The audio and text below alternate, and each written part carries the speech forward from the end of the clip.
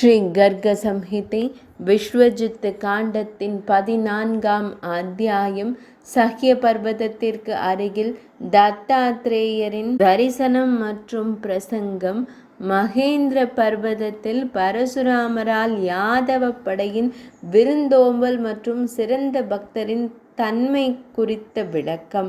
நாரத முனிவர் கூறினார், அரசரே, பின்னர் காமதேவர் வடிவிலிருந்த பகவான் ஸ்ரீ கிருஷ்ணரின் குமாரரான பிரத்யும்னர் காளை மலையை கண்டு ஸ்ரீ ரங்க கஷேத்திரத்திற்கு சென்றார். பின்னர் காஞ்சிபுரியையும் சிறந்த நதியான காஞ்சியையும் கண்டு காவிரி நதியை கடந்து சஹ்யகிரிக்கு அருகிலுள்ள நாடுகளுக்கு சென்றார். பகவான் பிரத்யும்ன ஹரியுடன் யாதவர்களின் ஒரு பெரிய படையும் வந்தது. மிதிலேஸ்வரரே, திறந்த கூந்தல் கொண்ட திகம்பரர் அவதூதர் தனது இராணுவ முகாமை நோக்கி ஓடுவதை கண்டார்.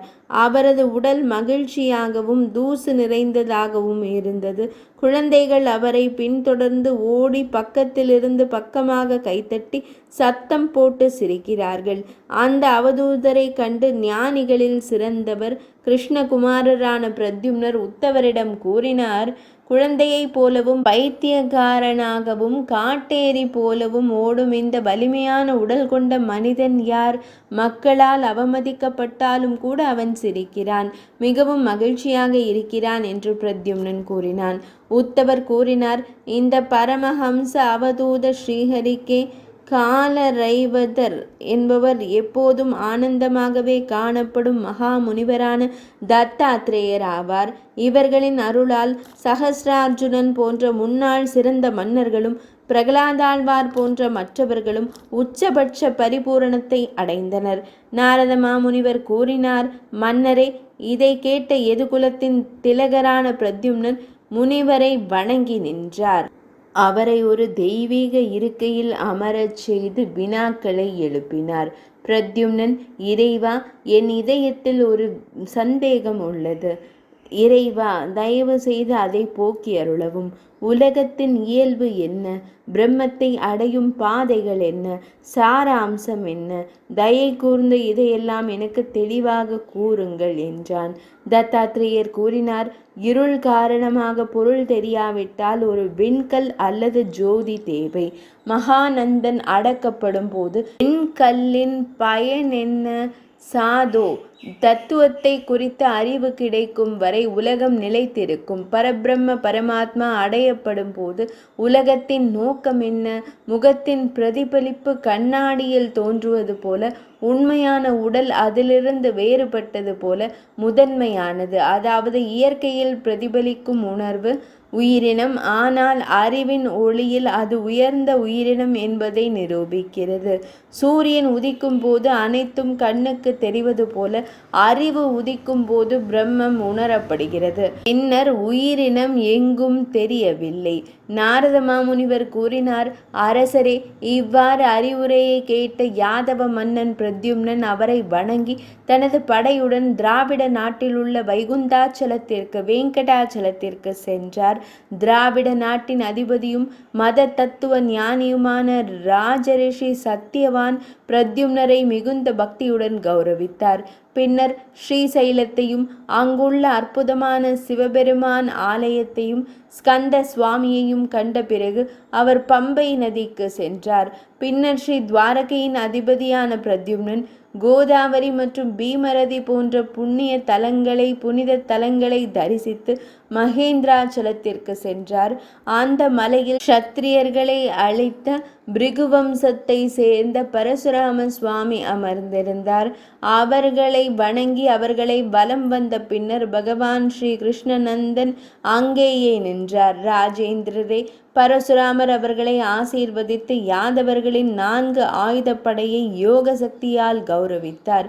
பருப்பு, அரிசி, தயிரில் ஊற வைத்த காய்கறி உருண்டைகள், சட்னி, சிக்ரான், அவலே, வினெகர் மற்றும் ஊறுகாய், கீரை வகைகள், இக்ஷு பக்ஷிதா, ரவை மற்றும் சர்க்கரையால் செய்யப்பட்ட ஒரு சிறப்பு உணவு, சர்க்கரை மாவில் செய்யப்பட்ட முக்கோண இனிப்பு குடல்கள், குஜியா, சமோசா போன்றவை, படா, மதுஷிர்ஷகா, மதுபர்க் அல்லது கௌவர் போன்ற சிறப்பு இனிப்பு குடல்கள், பெனிகா, பென்னி, உபரிஷ்டா, பூரி அல்லது புவா போன்றவை துளையிடப்பட்ட ஷட்பத்ரா இனிப்பு வகை. சக்கர பிரிசினிகா போன்றவை, சுமிர்தா, சுற்றிக்கை போன்றவை, ஜிலேபி, கிரித்பூர் நெய்யால் செய்யப்பட்ட பூரி, வாயுபூர், மால்புவா, சந்திரகலா, ததிஸ்துவி தயிர் ஊறவித்து கொப்பளித்த பாடி, கற்பூரம் கலந்த சர்க்கரையால் செய்யப்பட்ட இனிப்புகள்,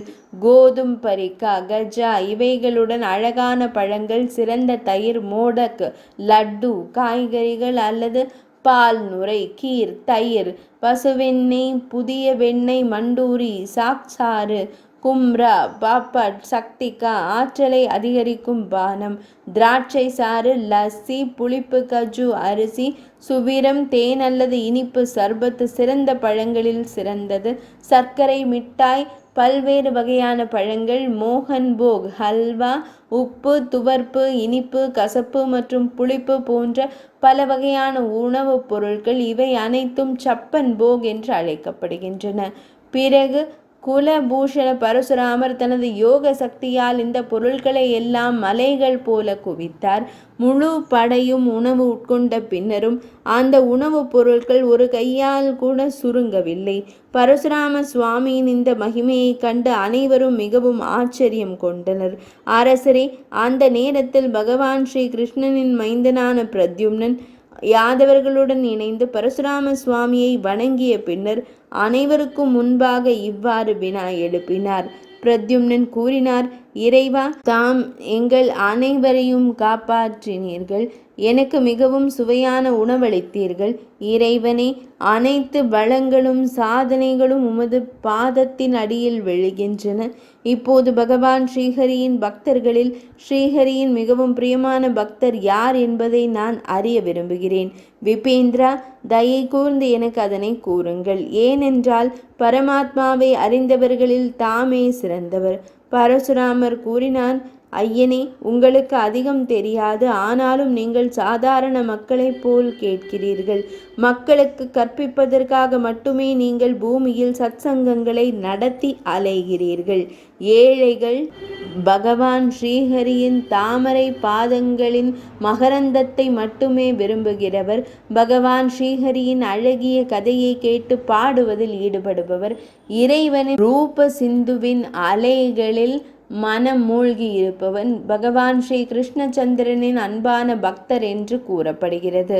கடவுள் தனது மனதையும் புலன்களையும் அடக்கிய அனைத்து அசையும் உயிரினங்கள் மீதும் பாசமும் கருணையும் கொண்ட, அமைதியான சகிப்புத்தன்மை கொண்ட, மிகவும் இரக்கமுள்ள, அனைவருக்கும் நண்பன் மற்றும் நல்ல மனிதனான அந்த மாமனிதர் பகவான் ஸ்ரீ கிருஷ்ணச்சந்திரனின் அன்பான பக்தர் என்று கூறப்படுகிறது. அவர் தனது பாதங்களின் தூசியால் முழு உலகத்தையும் தூய்மைப்படுத்துகிறார். பகவான் ஸ்ரீஹரியின் பாதங்களின் தூசியில் தொடர்ந்து தஞ்சம் அடைபவன் முழு பிரம்ம பதவியையும், இந்திர பதவியையும், சக்கரவர்த்தி பேரரசரின் பதவியையும், பாதாள உலகத்தின் ஆட்சியையும், யோகத்தின் பரிபூரணத்தையும், முக்தியையும் கூட ஒருபோதும் விரும்பாதவன்.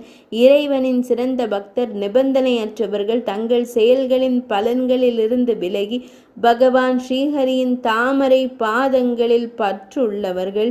அந்த மகா முனிவர்கள் பகவானின் பக்தர்கள். பகவானின் அந்த உயர்ந்த இடத்தை நுகர்பவர்கள். மற்றவர்களால் அந்த முழுமையான மகிழ்ச்சியை அனுபவிக்க இயலாது. புருஷோத்தமர் தனது பக்தரை விட அன்பானவர் வேறு யாரையும் அறிய மாட்டார்.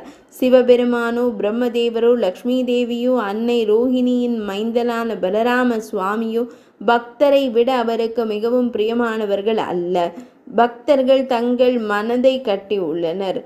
எனவே அனைத்து உலகங்களுக்கும் இரத்தினமான பகவான் ஸ்ரீ கிருஷ்ணர் எப்போதும் பக்தர்களை பின்பற்றுகிறார். தனது பக்தர்களை பின்பற்றி பகவான் ஸ்ரீ கிருஷ்ணர் அவர்கள் மீது தனது ஆர்வத்தையும் பாசத்தையும் வெளிப்படுத்தி அனைத்து உலகங்களையும் தூய்மைப்படுத்துகிறார். அதனால்தான் முகுந்த பகவான் தன்னை அதிகமாக வழிபடுபவர்களுக்கு விடுதலையை வழங்குகிறார். ஆனால் அவர் அவர்களுக்கு ஒருபோதும் உயர்ந்த பக்தி சேவையை வழங்குவதில்லை. நாரத மாமுனிவர் கூறினார், அரசரே, இந்த அறிவுரையை கேட்ட பிறகு யாதவர்களின் மாமன்னரான பிரத்யும்னன் பார்கவ வம்சத்தின் ஆபரணமான பகவான் பரசுராமருக்கு தனது வணக்கங்களை சமர்ப்பித்தார். அங்கிருந்து அவர் கிழக்கில் கங்கை மற்றும் சமுத்திரத்தின் சங்கமத்திற்கு புறப்பட்டார். இது ஸ்ரீ கர்க சம்ஹிதையின் விஸ்வஜித் காண்டத்தில் ஸ்ரீ நாரத மாமுனிவர் பகுலாஸ்வ மன்னருக்கிடையிலான சம்வாதம் என்று அழைக்கப்படும் உரையாடலில் உருவான திராவிட நாட்டின் மீது வெற்றி என்ற தலைப்பு கொண்ட 14ஆம் அத்தியாயம் இனிதே நிறைவடைந்தது.